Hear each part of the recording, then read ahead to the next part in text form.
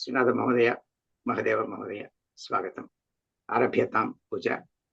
ओम गणानां त्वा गणपतिगुं हवामहे कविं कवीनामुपमश्रवस्तमम् ज्येष्ठराजं ब्रह्मणां ब्रह्मणस्पत आनः शृण्वन्नोतिभिः सीदसादनम् प्रणो देवी सरस्वती वाजेभिर्वाजिनीवती धीनामभिक्रियवतु। श्रीमहागणाधिपतये नमः। श्रीमहासरस्वत्यै नमः। श्रीगुरुभ्यो नमः। हरिः ओम्। आदौ दीपाराधनं कृत्वा दीपदेव्यै नमः। ॐ उद्दीप्य स्वजातवेदोपघ्नं निरुतिं मम पशुगुश्च मह्यमावह जीवनं च दिशो दिशा। दीपाराधनमुहूर्तः सुमुहूर्तोऽस्तु। दीपमलङ्कृत्य कुङ्कुमविलेपेन दीपमलङ्कृत्य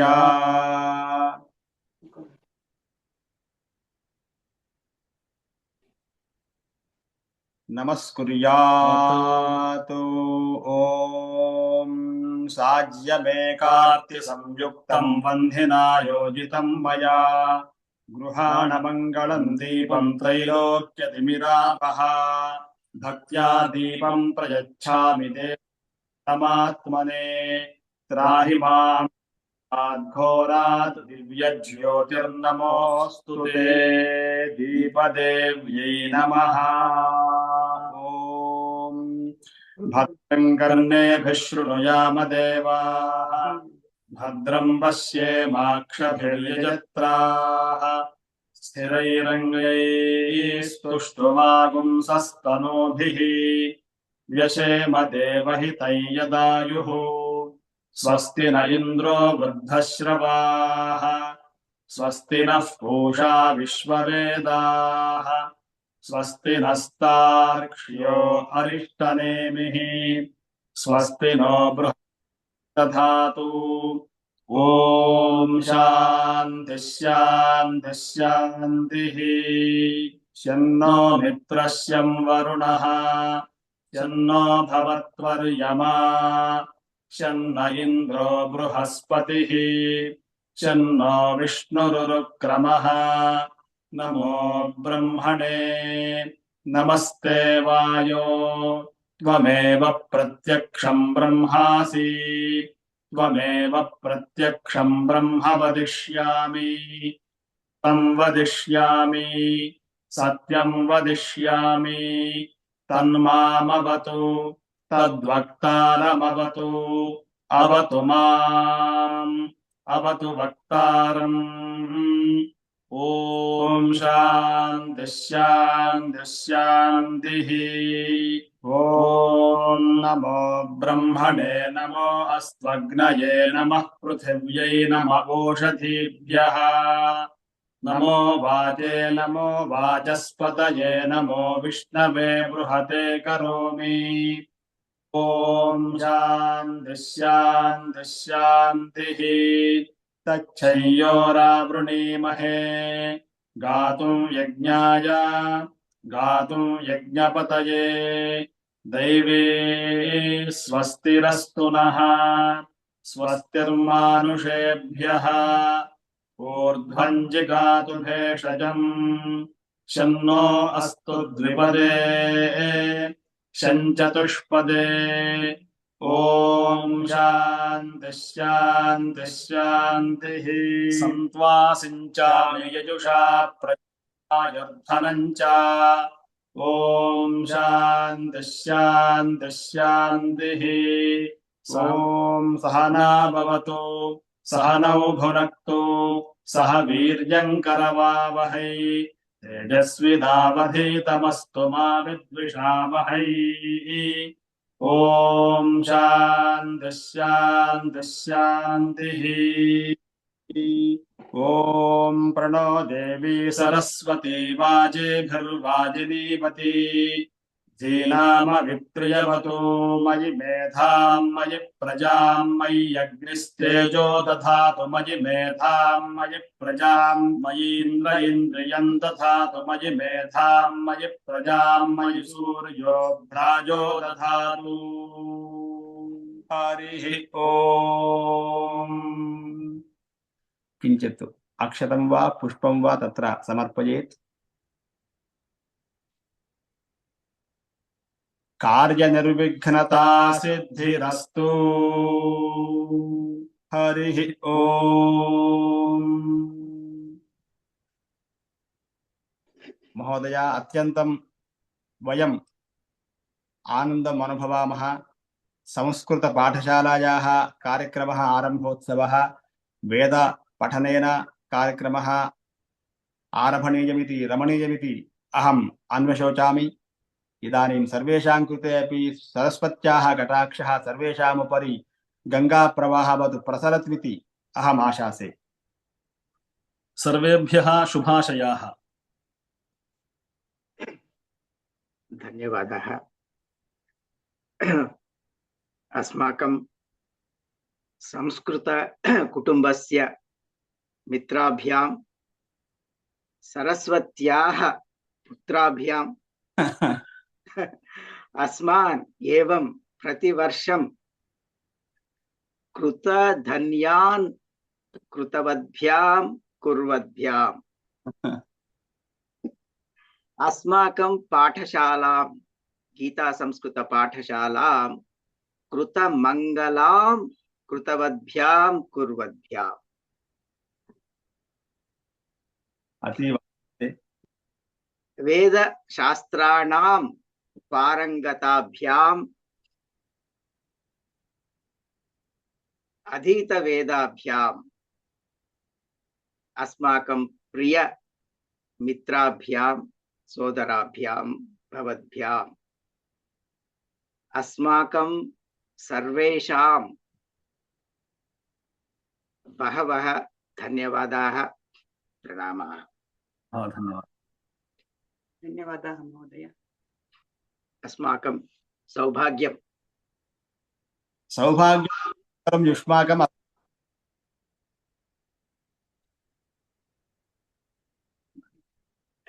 न केवलं युष्माकम् अस्माकं चापि वर्तते सौभाग्यः। धन्यवादाः। सरस्वत्याः दया। धन्यवादाः। नाम अग्रे अग्रे प्रसरन्तु भवन्तः। वयं किञ्चित् व्यग्राः स्मः। सर्वेषां पुनरपि शुभाशयाः व्याहरामि। धन्यवादाः। धन्यवादाः। लसतु संस्कृतं, जयतु संस्कृतम्। वागर्थाविव सम्पृक्तौ वागर्थ प्रतिपत्तये जगतः पितरौ वन्दे पार्वती परमेश्वरौ। वसुदेवसुतं देवं कंसचाणूरमर्दनं देवकी परमानन्दं कृष्णं वन्दे जगद्गुरुम्। शुभोदयं। स्वागतं भवतां सर्वेषामपि अस्माकं न्यूयार्क गीता संस्कृत पाठशालायाः नूतन वर्षस्य वर्गाणाम् आरंभ पूजा कार्यक्रमे। एषा पाठशाला 2013 वर्षे आरब्धा। तदारभ्य 12 वर्षेभ्यः अत्र संस्कृतं पाठ्यमानम् अस्ति। एषः 13 वर्षः। So this Gita Pathashala is started was started in 2013. So 12 years Sanskrit classes are being taught here. And this is our 13th year. Now we'll start the program with Shloka Pathanam by our students. To invite the students, I request Nandana Mahodaya. Nandana Mahodaya.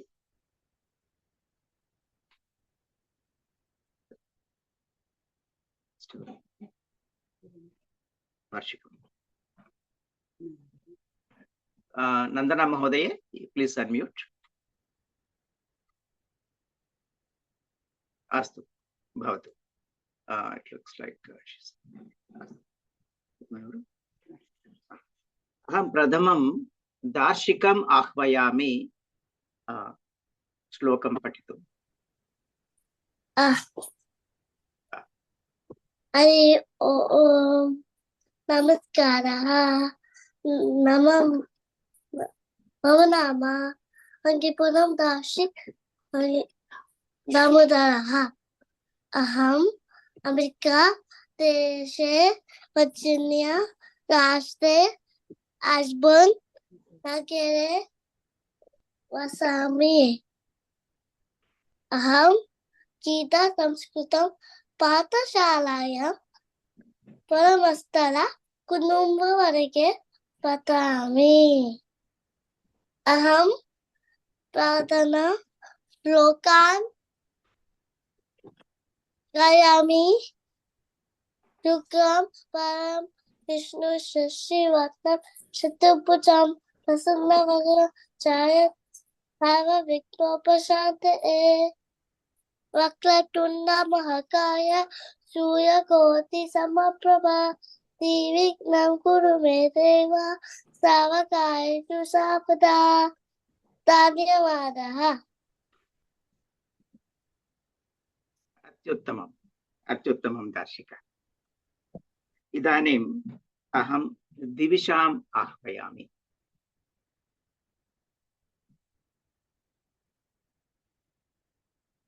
Divishe.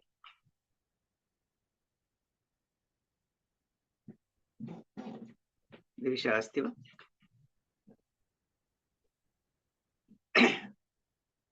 अस्तु.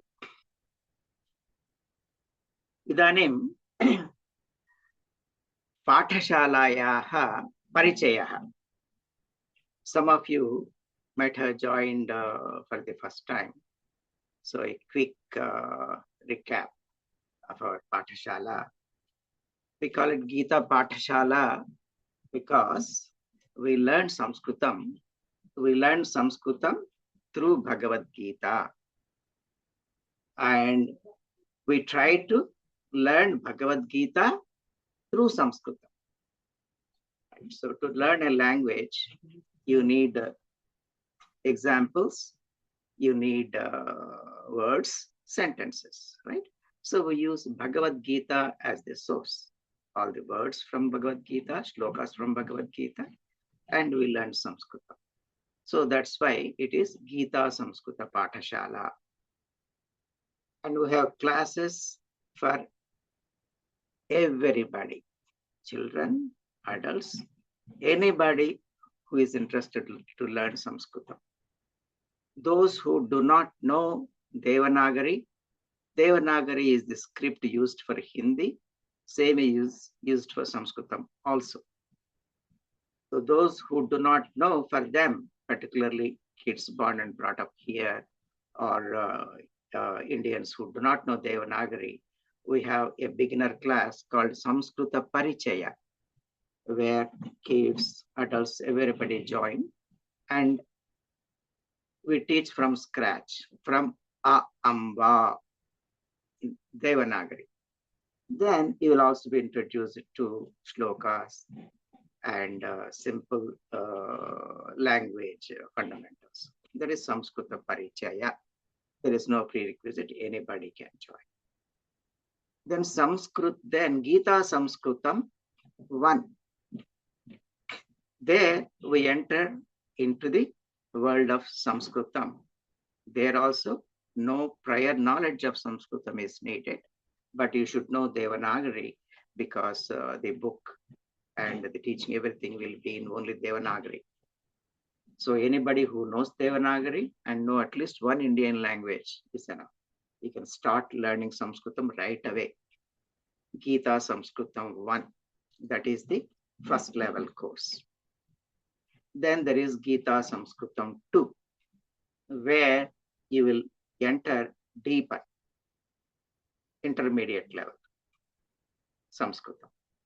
And then we have Gita Vyakaranam, where we study Vyakaranam, again taking Gita examples. So that is advanced. So 3 levels, beginner, intermediate, advanced. Once you finish Gita Vyakaranam, you are ready to read slokas and understand yourself, Swayam, Akanksha Paddhatya.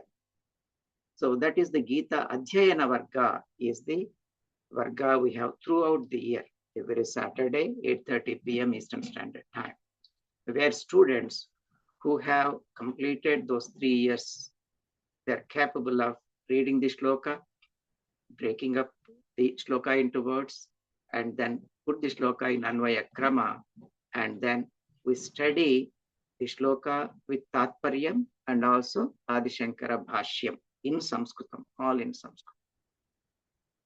So the purpose of this school is to enable everybody who is interested with enough Sanskritam knowledge so that we can study Bhagavad Gita directly in Sanskritam. Why should we read? Why should we understand Bhagavad Gita only in Sanskritam? There are so many translations available. Or I will just do Parayanam, right? So that is a big thing now. All over the world, people are spending hours and hours every week, thousands of hours in a year, blindly just chant Bhagavad Gita and hoping that's enough. That's a good thing to do, Parayana, no doubt about that. Chanting Sanskritam, anything, Bhagavad Gita, Vishnu Sahasranama, yes, will give us peace.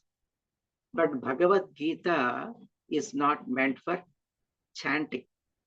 It is the essence of Upanishads. Upanishads are what our rishis have passed on to us, the wisdom.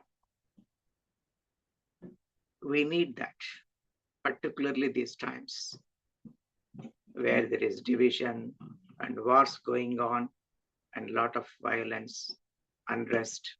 So never before we needed Bhagavad Gita and its message than today.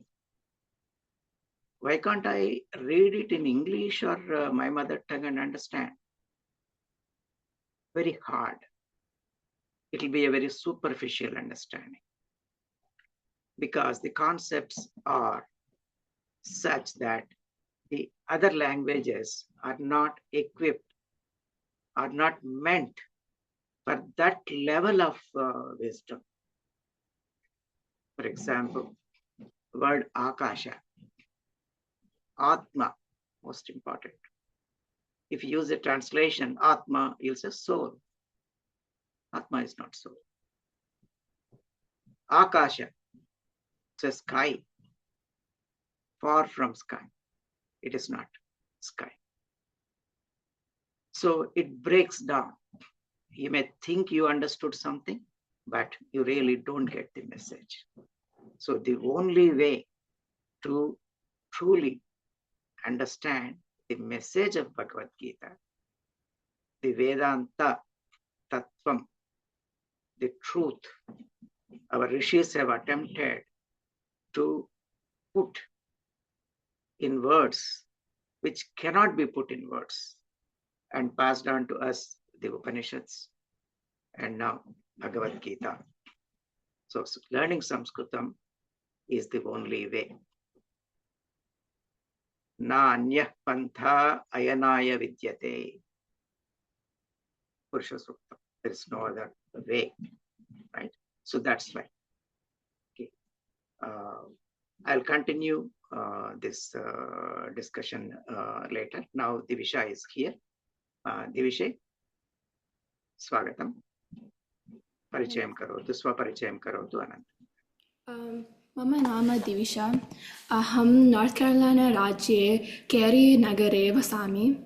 अहं गीताव्याकरणवर्गे पठिष्यामि. अहम् इदानीं गणपतिगीतां गायामि.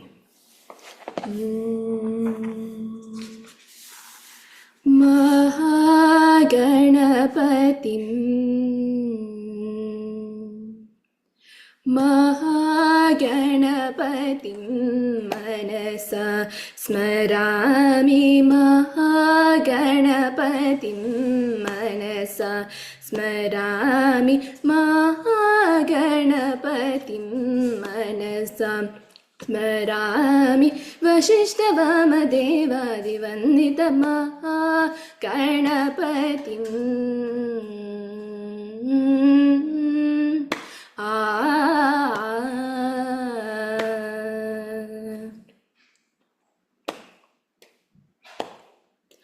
महादेवसुतं महादेवसुतं गुरुगुहविनुतं महादेवसुतं गुरुगुहविनुतं महादेवसुतं गुरुगुहविनुतं मारकोटिं प्रकाशं शान्तं महादेवसुतं गुरुगुहविनुतं मारकोटिं प्रकाशं शान्तं महाकाव्यनाटकादिप्रियम्. महाकाव्यनाटकादिप्रियं मूषिकवाहनमोदकप्रियं. महाकाव्यनाटकादिप्रियं मूषिकवाहनमोदकप्रियं. पापमगपमरिरिगपमरि सनि सा रि स पद नि स नि स ग म पापमगपमरिरिगपमरि सनि सा रि स पद नि स नि स ग म प प म प नि नि पद नि सा स सा नि स नि सा सा नि प प म प नि नि पद नि सा स सा नि स नि सा नि म रे स स नि सा पद म पद नि सा पद म प रे ग म प सा रि स नि प नि म प नि स नि प नि म प ग स स स रि रि रि ग ग ग म प म रे स म गणपतिं मनसा स्मरामि. वसिष्ठवामदेवादिवन्दितं महागणपतिम्.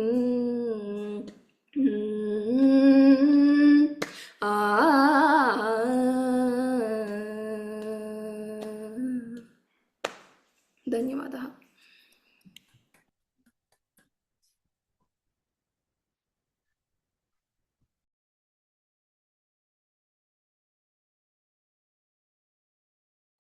Why Sanskrit?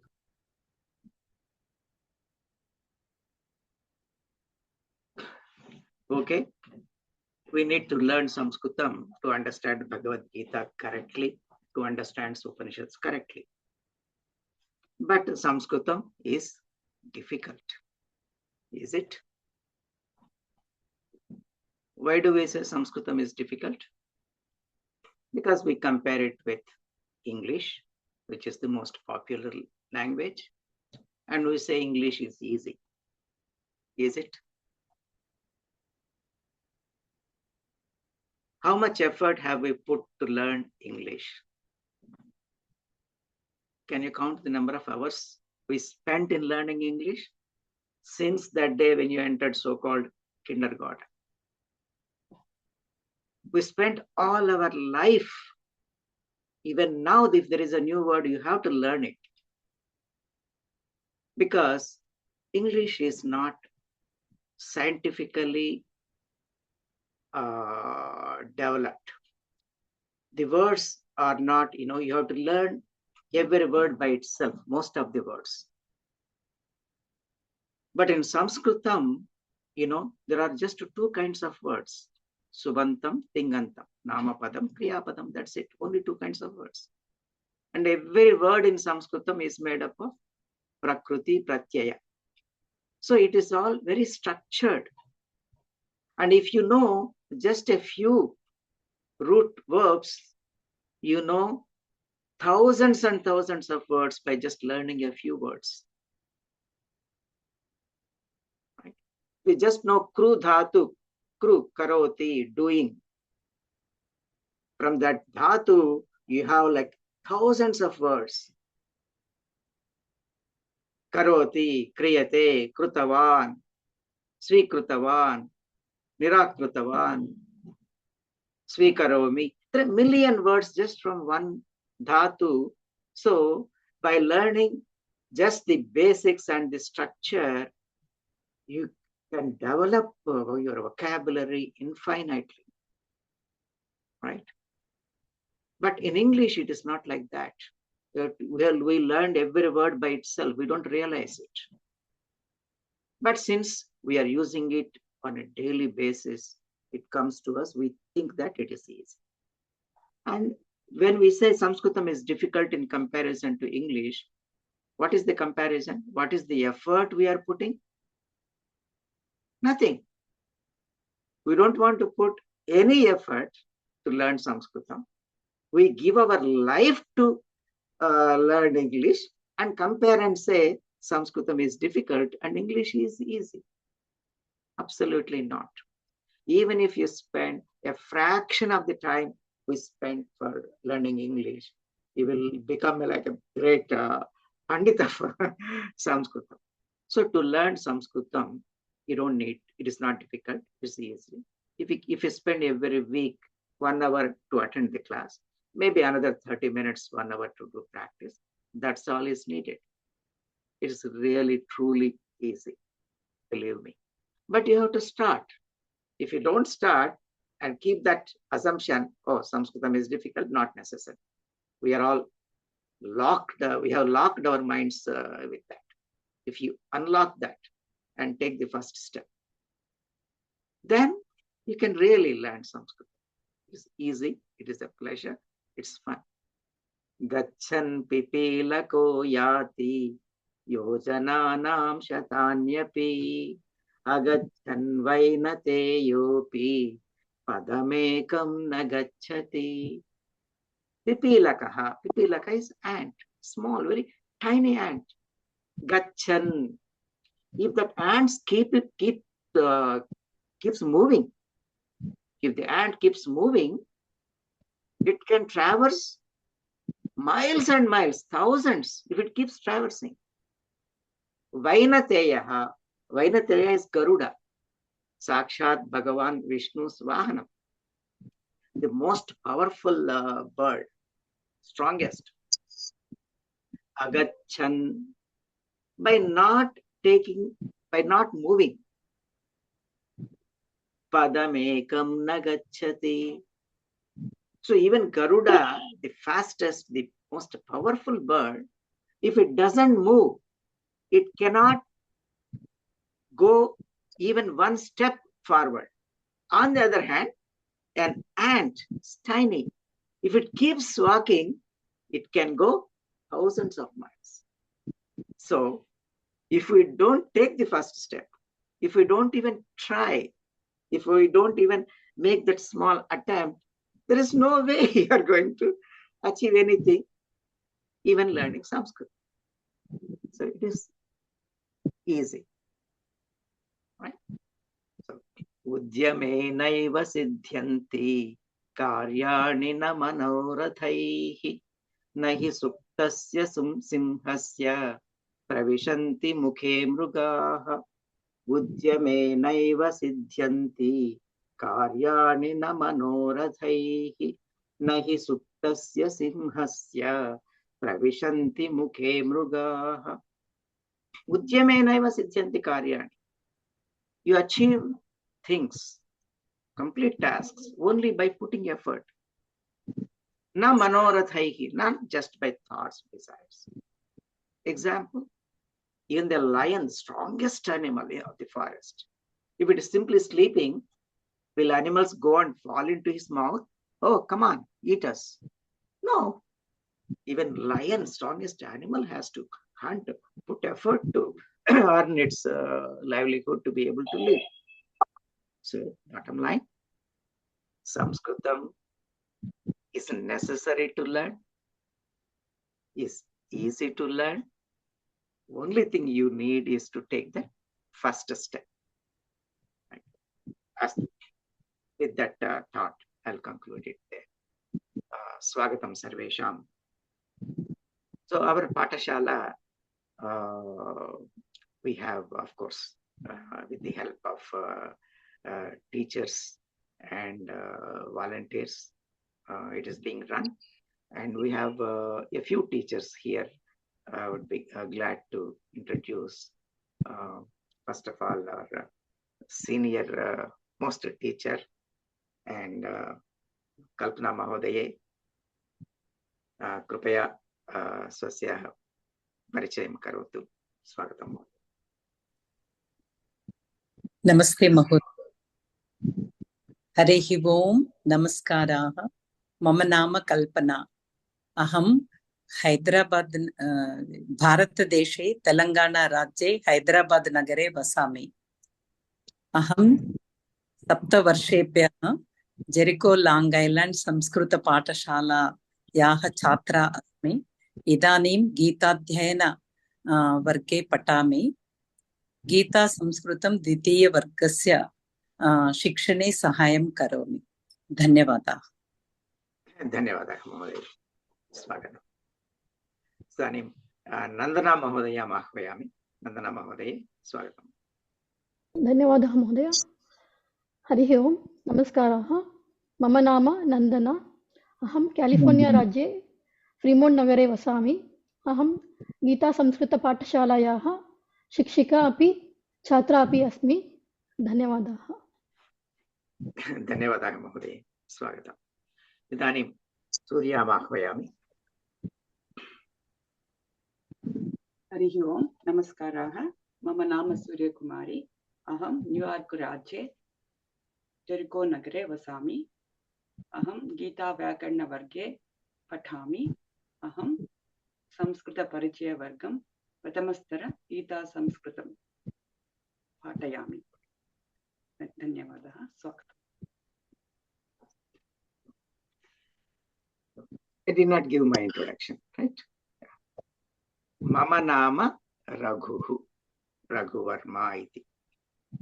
Aham Dirghadvipe, Long Island, New York Rajye, Jericho Nagare Vasami. Balyadarabhya Samskrutam Pathami, Idanimapi Pathami. 2011 or 12. द्विसहस्र एकादश वर्षादारभ्य पाठयामि. प्रथमं तु मन्दिरे पाठयन् आसम्. फ्लशिंग मन्दिरे 2013 आरभ्य अत्र गृहे एव पाठयन् अस्मि. संस्कृतं पठामि, पाठयामि. अद्वैत वेदान्ते अतीव प्रीतिः वर्तते. अस्तु, तद् पर्याप्तम्. There are a couple of teachers missing. They are out traveling. So thanks to all the teachers and thanks to all the students, past, present, and future, right? So there is no Pathashala if there are no students. So Deva Bhasha, we are all, believe me, I'm saying this from the bottom of my heart, literally. We are truly blessed to be born human beings. We are truly blessed to be born in the land of Bhagavad Gita, in the land of Rishis. And we are truly blessed to be able to learn Sanskritam, to teach Sanskritam, and to be able to read and enjoy understand all the Sanskrit kavyas and Vedas, Upanishads. We're truly blessed. Astu. We'll continue with the program. So to take it further, Idani Maham Nandana Mahodaya Mahvayami. Nandana Mahodaya. धन्यवादः महोदय। इदानीमहं गीतासंस्कृतपाठशालायाः छात्रान् आह्वयामि। ते श्लोकानि अपि च गीतं गायन्ति। प्रथममहं लवितम् आह्वयामि। लविता।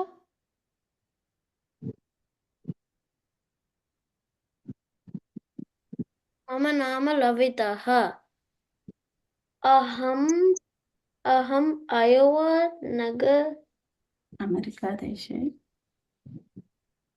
अमेरिकादेशे अयोवा नगरे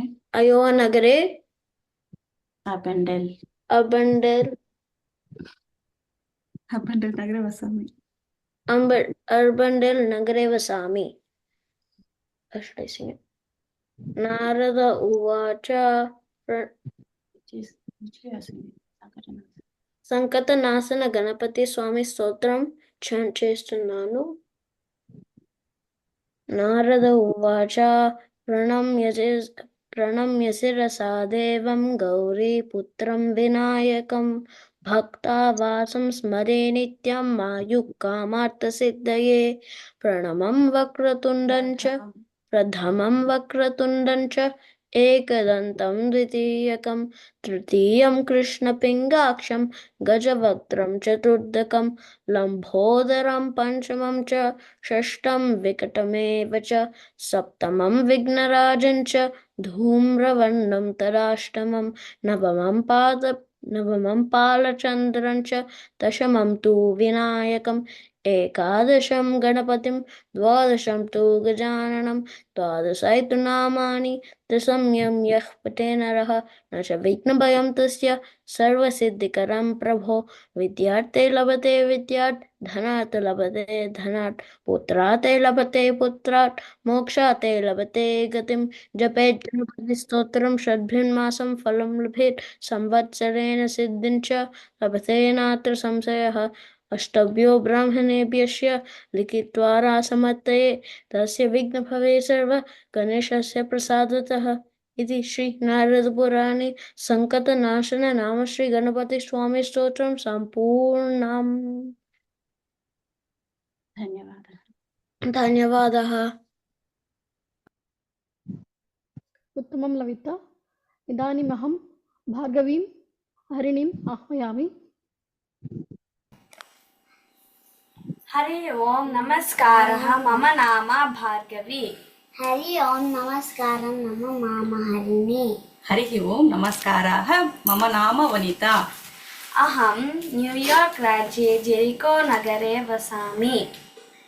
इदानीं वयं शरणुसिद्धिविनायकगीतं गायावः।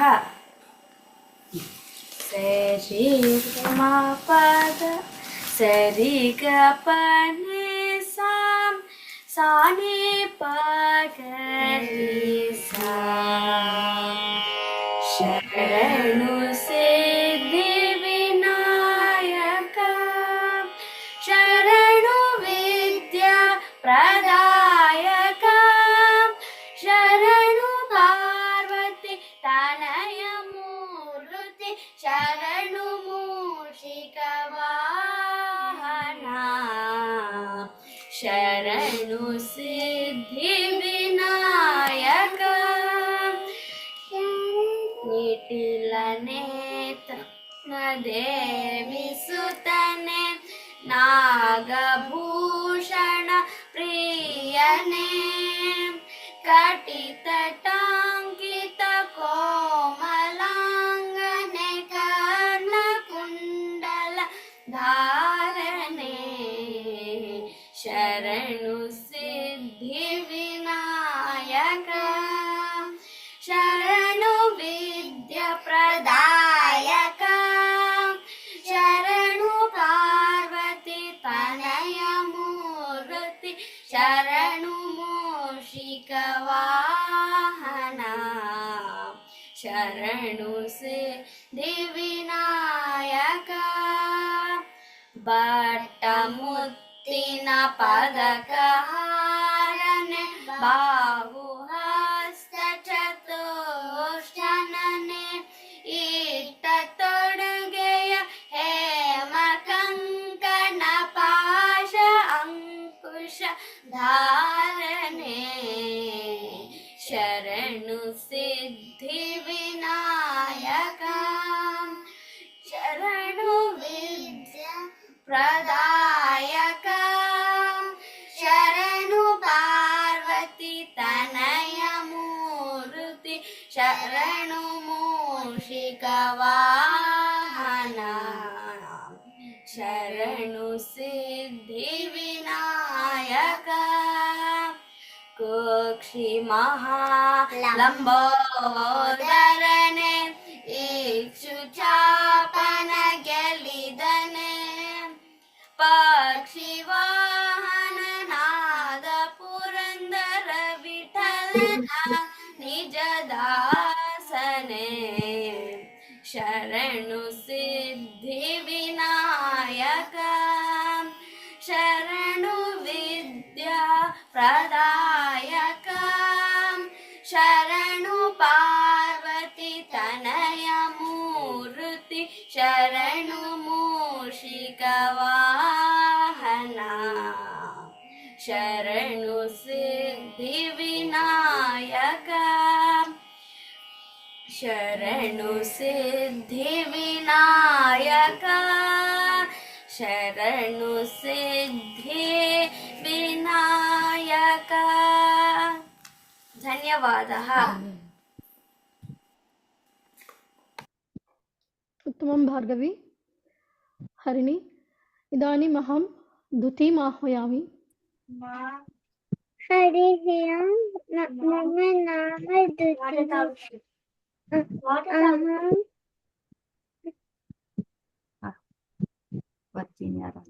वर्जीनिया राज्ये लण्डन् नगरे वसामि अहं गीता संस्कृत विद्यालये प्रथमस्थल कुटुम्बवर्गे वसामि अहम् इदानीं प्रार्थनाश्लोकं वदामि प्रभातसमये वक्तव्यः श्लोकः कराग्रे वसते लक्ष्मी करमध्ये सरस्वती करमूले तु गोविन्दः प्रभाते करदर्शनम् विद्यारम्भसमये वक्तव्यः श्लोकः सरस्वती नमस्तुभ्यं वरदे कामरूपिणि विद्यारम्भं करिष्यामि सिद्धिर्भवतु मे सदा धन्यवादः उत्तमं द्युति इदानीम् अहं देवज्ञम् आह्वयामि मम नाम नमस्कारः मम नाम देवज्ञः अहम् अयोवा राज्ये वाकी नगरे वसामि अहं गीता संस्कृत पाठशालायां द्वितीयस्तरे कुटुम्बवर्गे पठिष्यामि अहं शान्ताकारं वदामि शान्ताकारं भुजगशयनं पद्मनाभं सुरेशं विश्वाधारं गगनसदृशं मेघवर्णं शुभांगं लक्ष्मीकान्तं कमलनयनं योगिहृद्यानगम्यं वन्दे विष्णुं भवभयहरं सर्वलोकैकनाथं धन्यवादाः उत्तमं देवज्ञ इदानीम् अहं साराम् आह्वयामि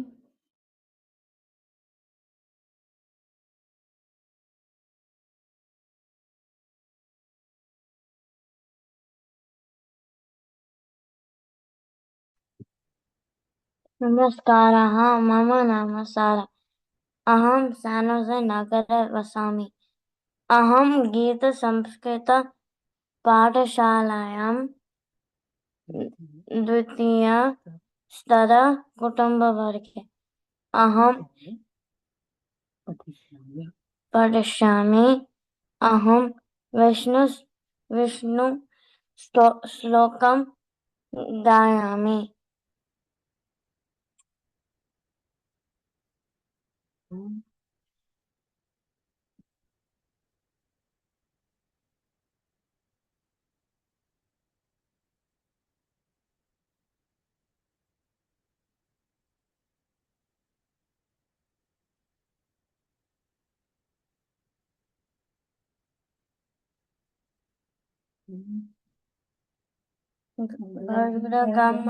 तव चरण कमल मिह मनसिल तुम मम नित्यं मनसिल सतु मम नित्यं मम तापमपाकुरुदेव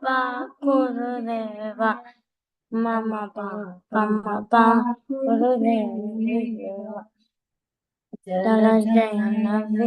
नमुचि नमोक विनुता विनुपद पद पद्मा विपुता विनुता पद पद्मा मम तापमपाकुरुदेव मम पापमपाकुरुदेव भुजगशयन भव मदन जनक मम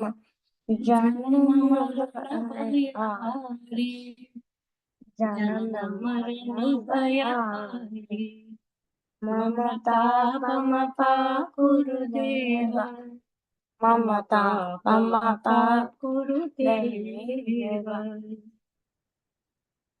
शङ्खचक्र दुरदुष्ट नैत्यहर सर्वलोकशरणा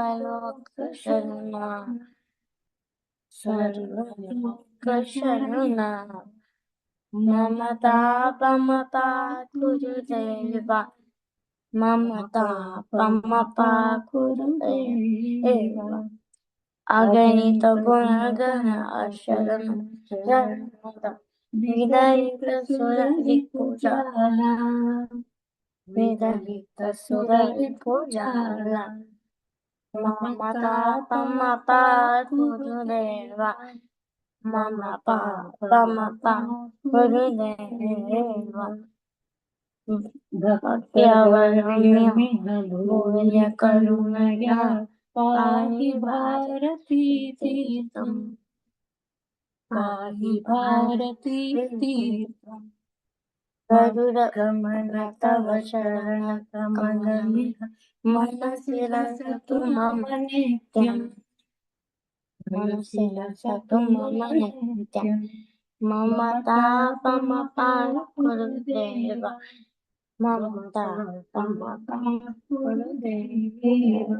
मम तापमपाकुरुदेव मम पापमपाकुरुदेव धन्यवादाः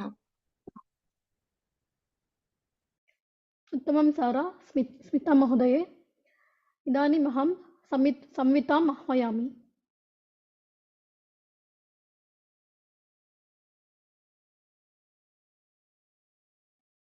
संविते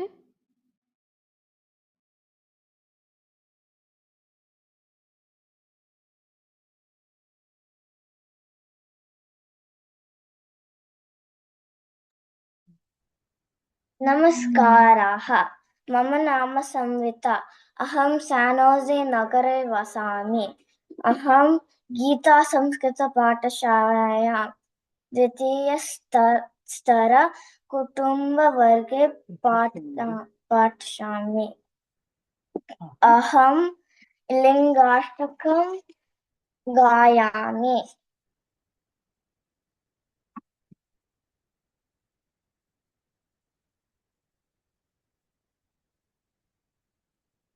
ब्रह्ममुरारिसुरार्चितलिङ्गं निर्मलभाषितशोभितलिङ्गं जन्मजदु दुःखविनाशकलिङ्गं तत्प्रणमामि सदा शिवलिङ्गम् देवमुनिप्रवरार्चितलिङ्गं निर्मलकामदहनकरुणाकरलिङ्गम् रावणदर्पविनाशकलिङ्गं तत्प्रणमामि सदा शिवलिङ्गम्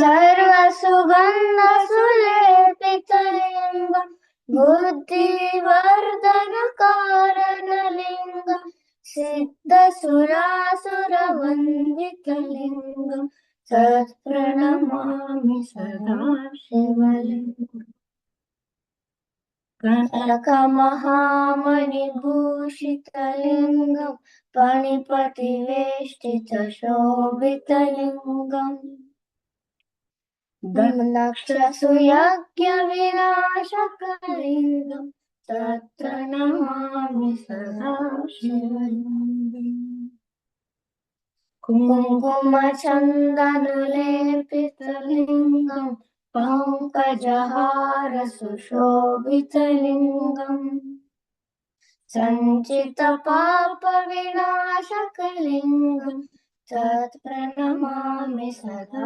शिवलिङ्गम् देवगणार्चितसेवितलिङ्गं भावैर्भक्तिरेव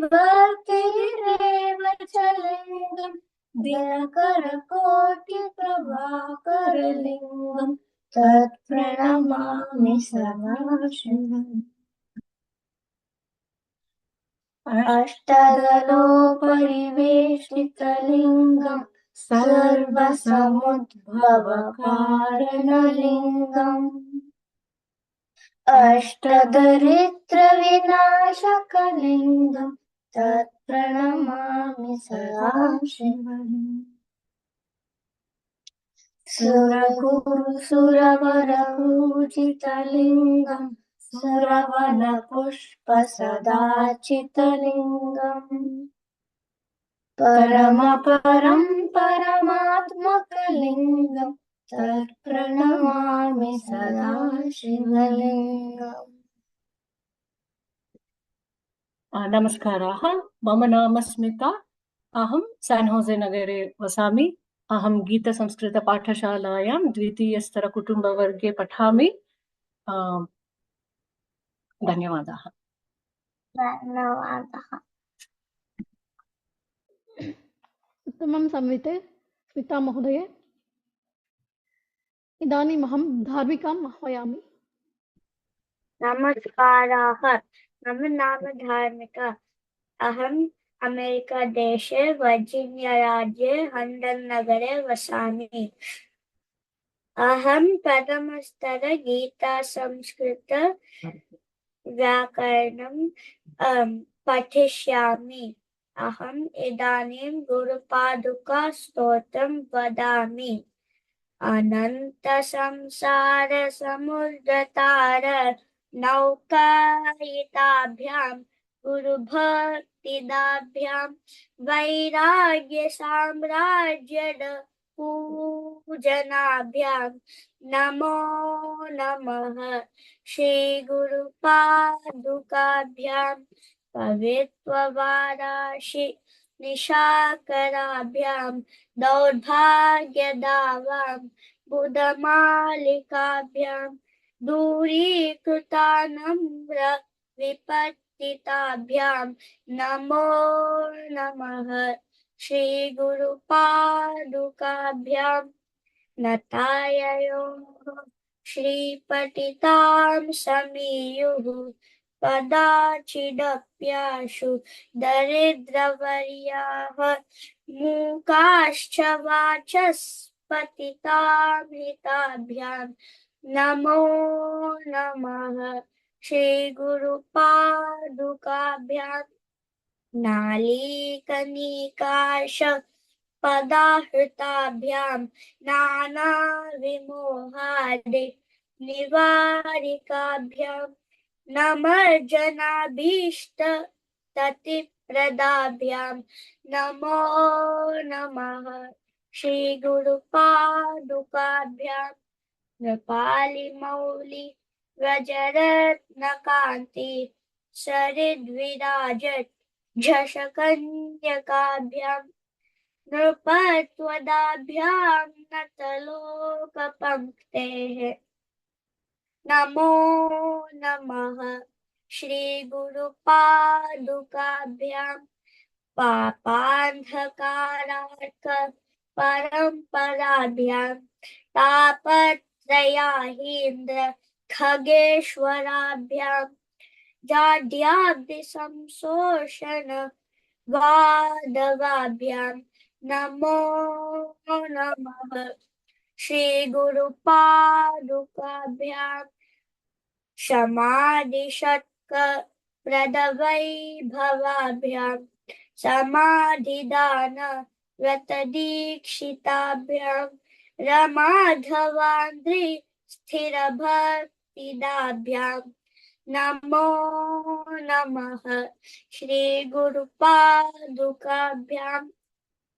स्वार्थार्पणानाम् अखिलेशतदाभ्यां स्वाहा सहायाक्ष धुरन्धराभ्यां स्वान्ताक्ष भाव प्रदपूजनाभ्यां नमो नमः श्री गुरुपादुकाभ्यां कामादिशर्प प्रजगारुडाभ्यां विवेक वैराग्य निधिप्रदाभ्यां बोधप्रदाभ्यां धृतमोक्षदाभ्यां नमो नमः श्री गुरुपादुकाभ्यां बोधप्रदाभ्यां धृतमोक्षदाभ्यां नमो नमः श्री गुरुपादुकाभ्यां नमो नमः श्री गुरुपादुकाभ्यां धन्यवादः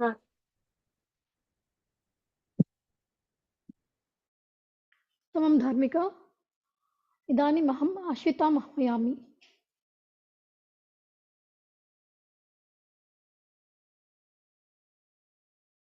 नाम अश्विता अहं वर्जीनिया राज्ये फॉल्स चर्च नगरे वसामि अहं गीता संस्कृत पाठशालायां Ashwita, your voice is very low. Can you increase your volume?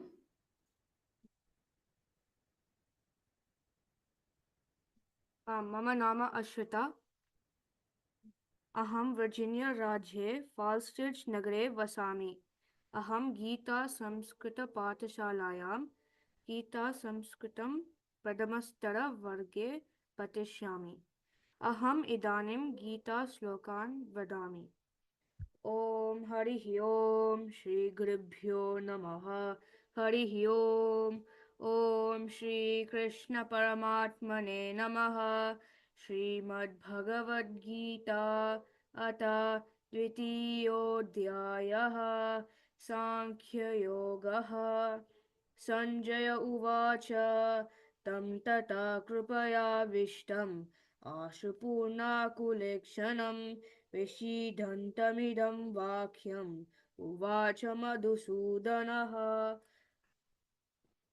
श्रीभगवानुवाच कुतस्त्वाकस्मनमिदं विषमे समुपस्थितम् अनार्यजुष्टमस्वर्गम् अकीर्तिकरमर्जुन क्लैब्यं मास्मगमः पार्थ नैतत्त्वय्युपपद्यते क्षुद्रं हृदय दौर्बल्यं त्वत्तोत्तिष्ठ परन्तप ॐ तत्सत् इति श्रीमद्भगवद्गीतासु उपनिषत्सु ब्रह्मविद्यायां योगशास्त्रे श्रीकृष्णार्जुनसंवादे सांख्ययोगो नाम द्वितीयोऽध्यायः ओम हरिः ओम श्रीगुरुभ्यो नमः हरिः ओम सर्वधर्मान् परित्यज्य मामेकं शरणं व्रज अहं त्वा सर्वपापेभ्यः मोक्षयिष्यामि मा शुचः। श्रीकृष्णार्पणमस्तु। धन्यवादः। उत्तमम् अश्विते। इदानीम् अहं शिवानी आह्वयामि। हरिः ओम्। मम नाम शिवानी। अहं न्यूयार्क् राज्ये जेरिको नगरे वसामि। अहं गीता संस्कृत द्वितीयस्तरवर्गे पठामि। इदानीम् अहं कालभयनिवारिणी गीतं गायामि। कालभयनिवारिणी कपालिकालरूपिणी मा कालभयनिवारिणी कपालिकालरूपिणी मा शम्भुभामिनी निशुम्भघातिनी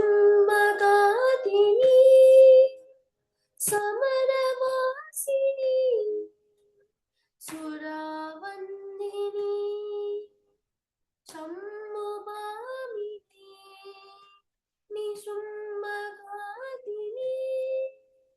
समरवासिनी सुरावन्दिनी कालभयनिवारिणी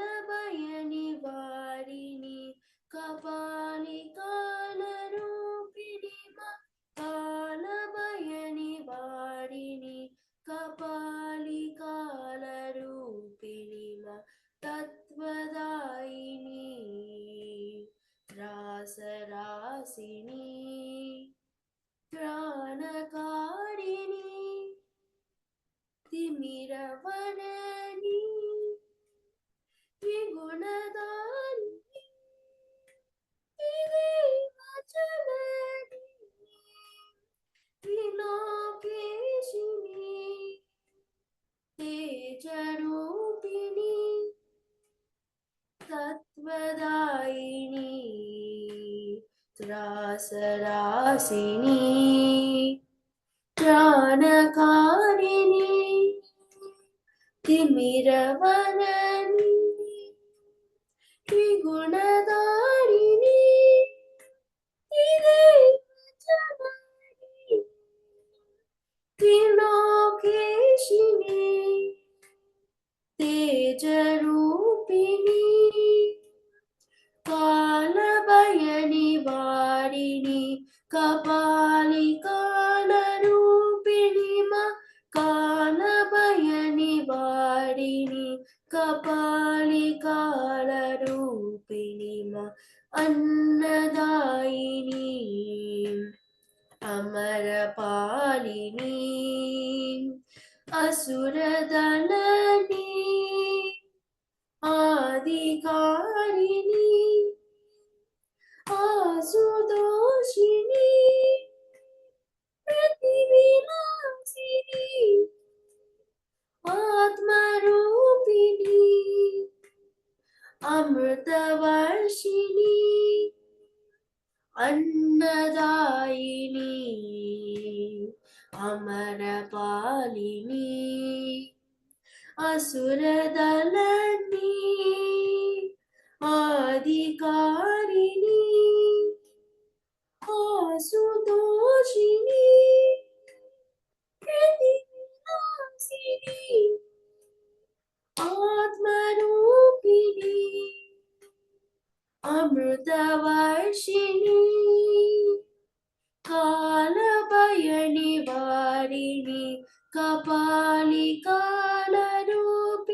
मा कालभयनिवारिणी कपालिकालरूपिणी मा। धन्यवादः। उत्तमं शिवानी। इदानीम् अहं श्रीविद्या महोदयाम् आह्वयामि।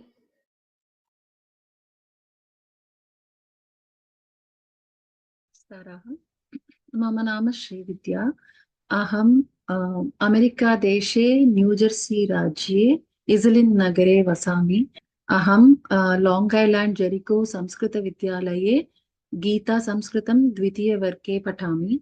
इदानीम् अहं महागुरु आदिशङ्कराचार्य लिखित्वा कनकदारास्तोत्रं गायामि। अंगं हरेः पुलकभूषणमाश्रयन्ती भृङ्गाङ्गनेव मुकुलाभरणं तमालम् अङ्गीकृताखिलविभूतिरपाङ्गलीला माङ्गल्यतास्तु मम मङ्गलदेवतायाः मुक्ता मुहुर्विदधति वदने मुरारेः प्रेमत्रपा प्रणिहितानि गतागतानि मालादृशोर्मधुकरेव महोत्पलेया सा मे श्रियं दिशतु सागरसम्भवायाः आमीलिताक्षमधिगम्य मुदा मुकुन्दम् आनन्दकन्दमनिमेषमनङ्गतन्त्रम् आकेकरस्थितकनीनिकपक्ष्मनेत्रम् भूत्यै भवेन्मम भुजङ्गशयाङ्गनायाः बाह्वन्तरे मधुजितश्रुतकौस्तुभेया हारावलीव हरिनीलमयी विभाति कामप्रदा भगवतोऽपि कटाक्षमाला कल्याणमावहतु मे कमलालयायाः कालाम्बुधारि ललितो रसिकैटभारेः धाराधरे स्फुरति या तडिदङ्गनेव मातुः समस्तजगतां महनीयमूर्तिः भद्राणि मे दिशतु भार्गवनन्दनायाः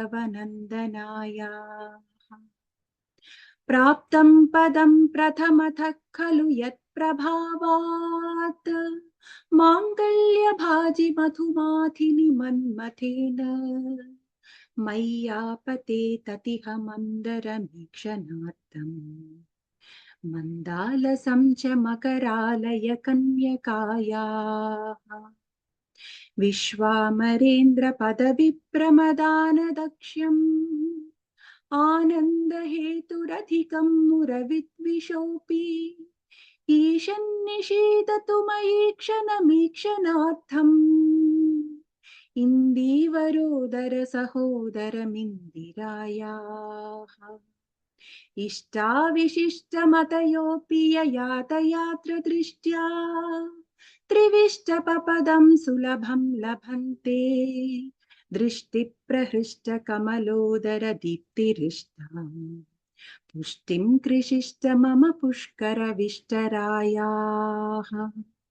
दत्यादयानुपवनो द्रविणाम्बुधारा अस्मिन्न किञ्चन विहङ्गशिशौ विशन्ने दत्यादयानुपवनो द्रविणाम्बुधारा अस्मिन्न किञ्चन विहङ्गशिशौ विशन्ने दुष्कर्म धर्ममपनीय चिराय दूरम् नारायण प्रणयिनी नयनाम्बुवाः गीते वरेति गरुडध्वज सुन्दरेति शाकम्भरेति शशिशेखर वल्लभेति सृष्टिस्थिति प्रलय केलिषु संस्थितायै तस्यै नमस्त्रिभुवनैक गुरोस्तरुण्यै श्रुत्यै नमोऽस्तु शुभकर्म फलप्रसूत्यै रत्यै नमोऽस्तु रमणीय गुणार्णवायै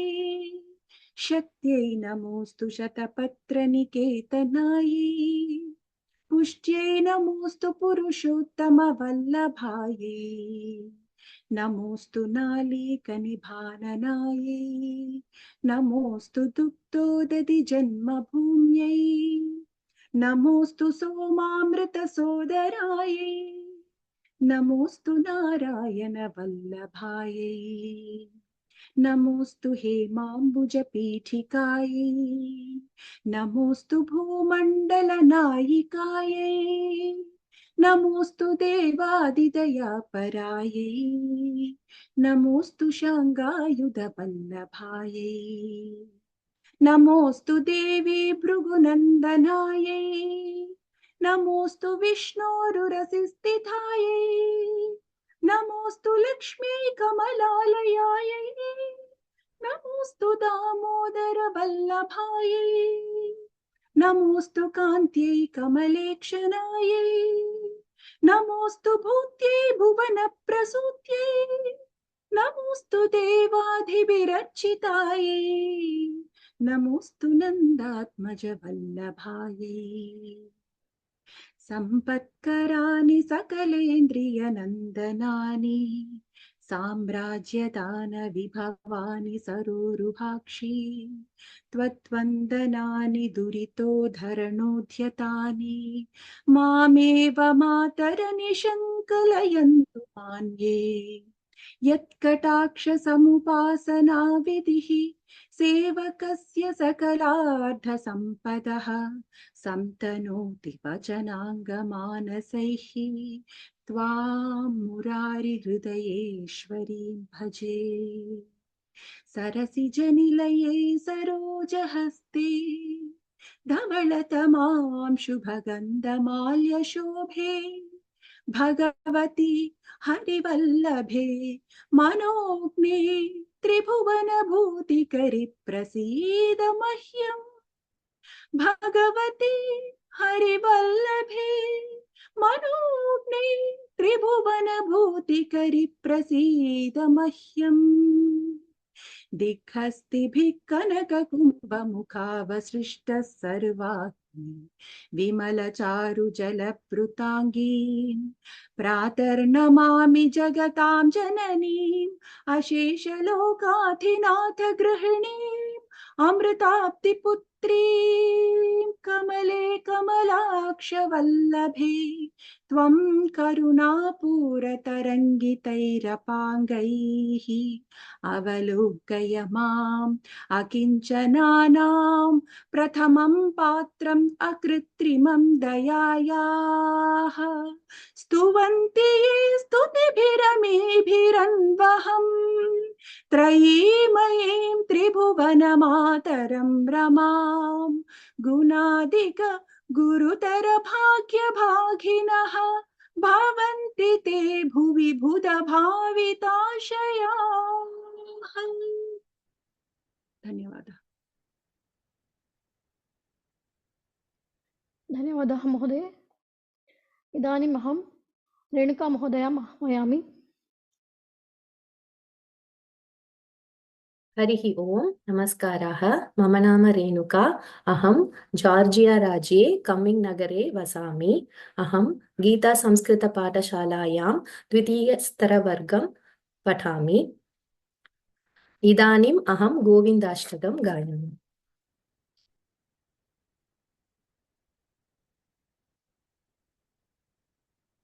सत्यं ज्ञानमनन्तं नित्यमनाकाशं परमाकाशं सत्यं ज्ञानमनन्तं नित्यमनाकाशं परमाकाशं गोस्तप्राङ्गणरिङ्खनलोलमनायासं परमायासं मायाकल्पितनानाकारमनाकारं भुवनाकारं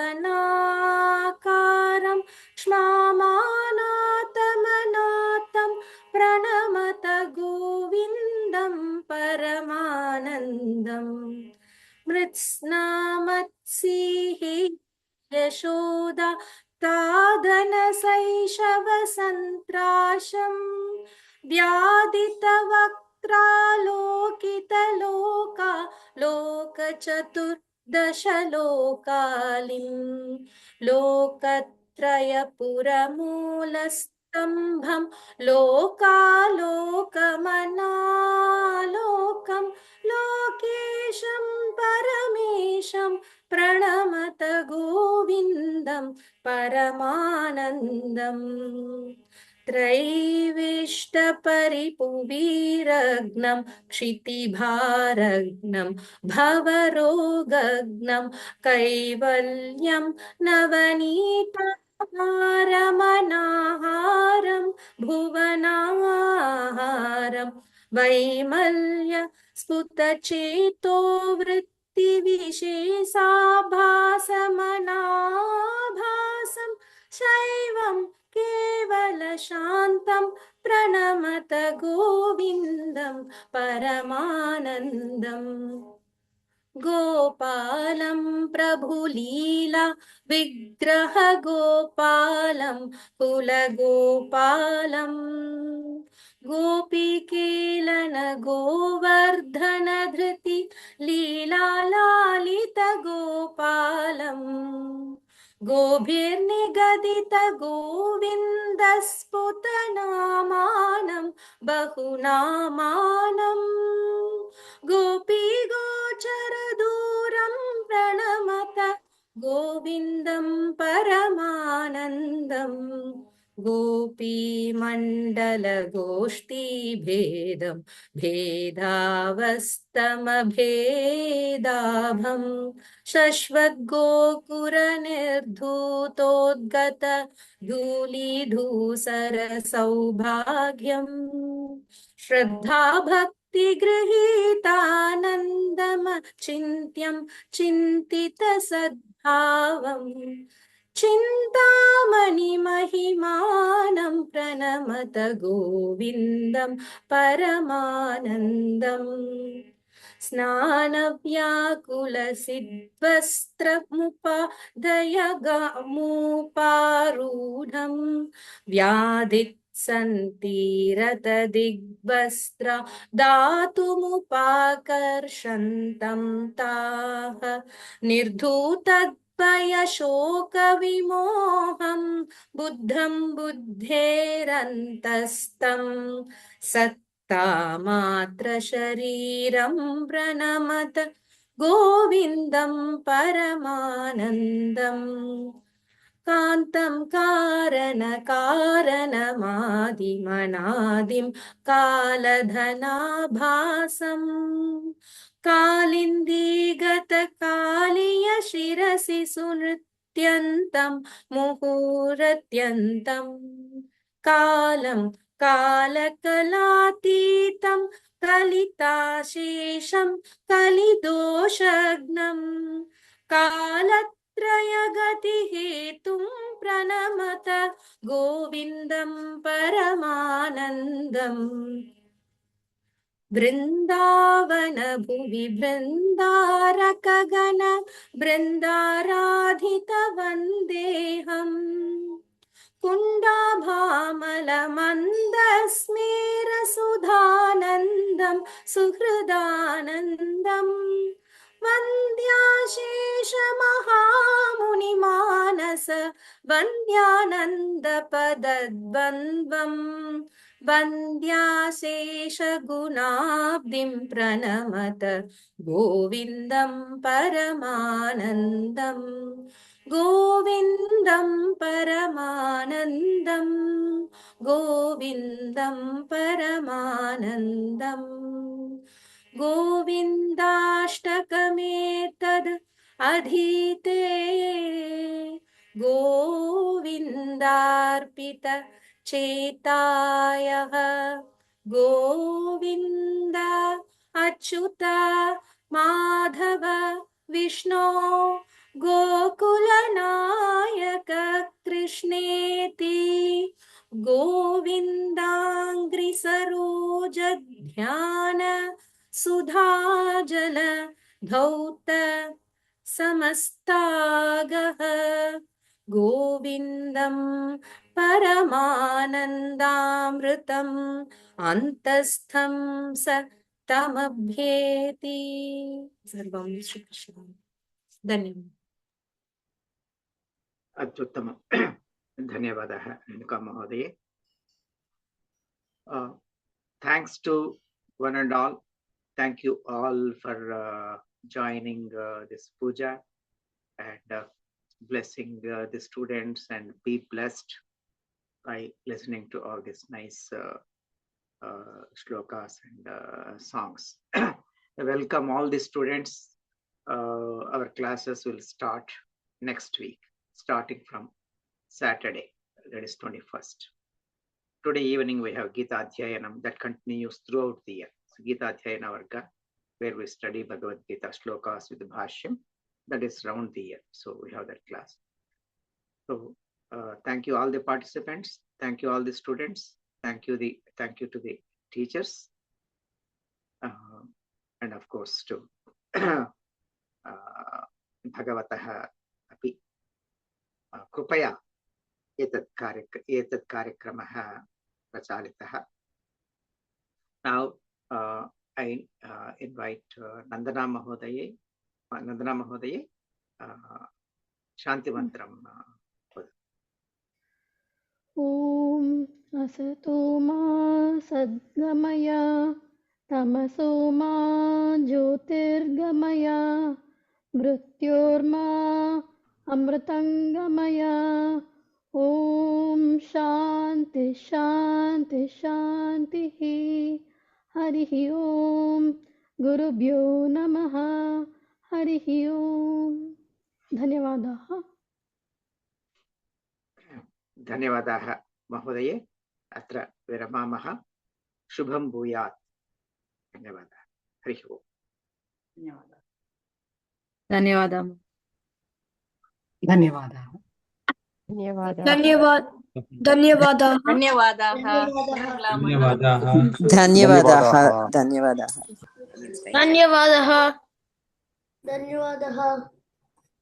धन्यवादाः. धन्यवादाः नन्दना महोदय. धन्यवादाः.